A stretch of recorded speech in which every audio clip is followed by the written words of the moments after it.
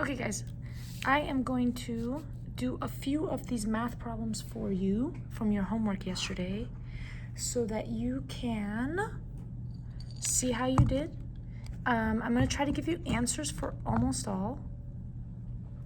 But if you don't know how to do something, look at the examples that I do, and that should either answer your question or help you figure out the one that you don't know how to do. So right here, they want us to expand. So we're going to use those properties of logs for number 2. If I'm dividing inside a log, I can write this where everybody gets their own log. Okay, they each get their own log base 5. A gets its own log base 5. B gets its own log base 5. And because we're dividing here, this is subtraction. Okay, number 3.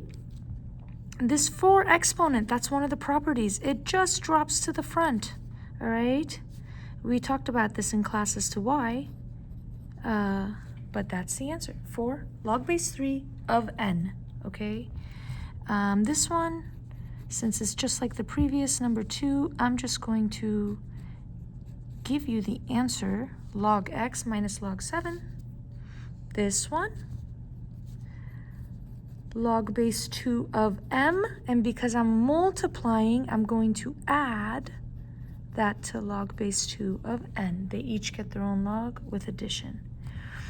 This one is going to be q times log of p, all right?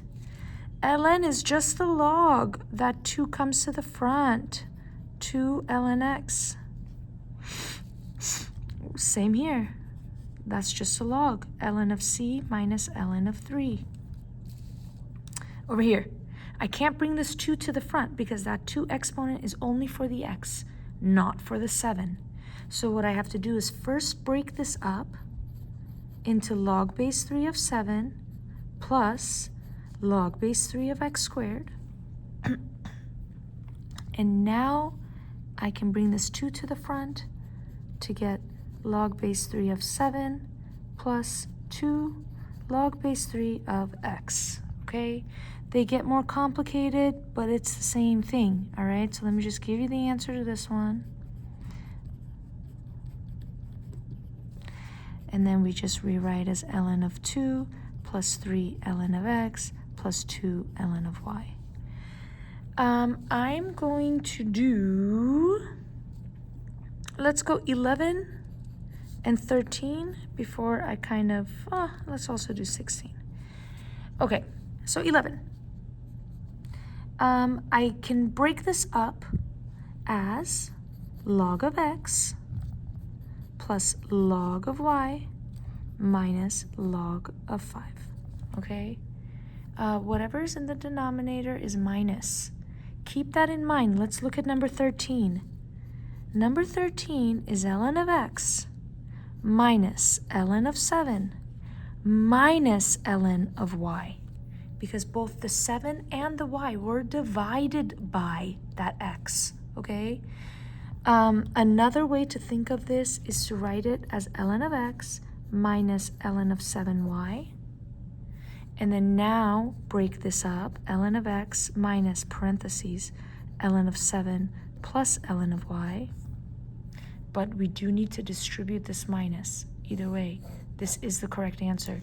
The way I like to think of it is if it came from the numerator, it will be a positive log. And if it came from the denominator, it will have a negative log, okay? All right, now let's move it along to number 16. There was no property that told us that we can break up addition inside a log. The properties were only about multiplication and division. So this actually remains ln of x plus 1, all right?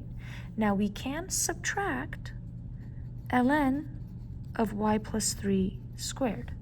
Oh, you can't see that. There it is, okay? We could subtract it because that's divided by it, but this we cannot break up. The only other thing we could do is drop this 2 in the front to get ln of x plus 1 minus 2 ln y plus 3. You do need those parentheses, you guys, in this situation. Okay, let's call this part 1 of your homework. Let me see what's on the back.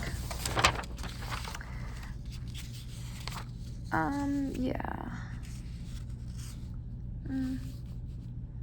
No, let's not call it part 1. Let's just keep going. Here, we're combining. Actually, no. Let's break it up. Shorter videos are better than longer videos.